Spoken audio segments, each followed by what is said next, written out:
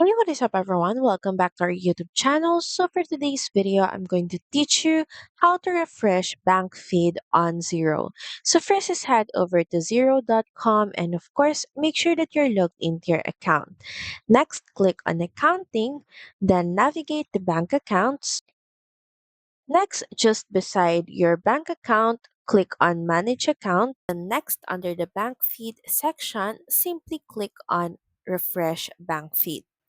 This function makes everything clean and organized. And if you're doing daily reconciliations and you want to ensure all data is current, and if you think your bank feed is missing transactions or hasn't updated in a while, this function is extremely helpful. So that's pretty much it. Thank you very much for watching this video. I hope that you find this video helpful.